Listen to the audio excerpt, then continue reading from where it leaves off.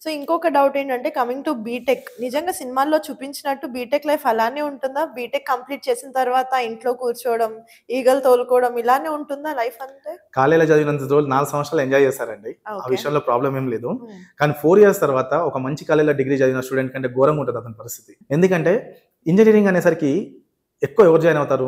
డబ్బులున్నోళ్ళు join అవుతారు. హ్మ్. Management కోటాలో. వాళ్ళు ఏం చేస్తారు? ఈ కౌన్సిలింగ్‌లో వచ్చిన 70% కన్వీనర్ కోటా స్టూడెంట్స్‌ని కూడా ఖరాబ్ చేయడానికి ఎక్కువ అవకాశాలు ఉంటాయి. అలా అని చెప్పేసి నేను అందరిని అనట్లేను. ఒక్కరు చాలు. కొంతమంది అవునులెండి. అలాంటప్పుడు ఏమైపోతుందంటే ఈ సోషల్ లైఫ్‌ని ఎంజాయ్ చేయడము, నార్మల్ డిగ్రీ కాలేజ్ వాళ్ళు చేసినంత చేయరు. హ్మ్. వీళ్ళకి ఎక్కువ టెక్ ఫెస్ట్‌లు, extracurricular activities, inter college ఫెస్ట్‌లు ఇవన్నీ జరుగుతూ ఉంటాయి. జనరల్‌గానే ఇంటర్మీడియేట్ అయిపోయిన తర్వాత ఒక కోర్స్ చూజ్ చేసుకునే ముందే వీళ్ళకి రకరకాల ఆలోచనలు, రకరకాల ఆవేశాలు ఇవన్నీ వస్తుంటాయి. ఆ టైంలో కెరీర్‌ని అండ్ ఈ సోషల్ లైఫ్‌ని బ్యాలెన్స్ చేసుకుంటూ వెళ్ళేవాడు సక్సెస్ అవుతాడు. హ్మ్. అలా కాకుండా కెరీర్‌ని కింద పడేసి సోషల్ లైఫ్‌ని పైకి తీసుకెళ్తే ఈ 4 సంవత్సరాలు ఎంజాయ్ చేస్తాడు. 4 సంవత్సరాల తర్వాత బాధపడతాడు. ఈ 4 ఇయర్స్ ఎవరైతే రెండింటిని బ్యాలెన్స్ చేసుకుంటూ చదువుతారో తన లైఫ్‌లో సక్సెస్ అవుతాడు.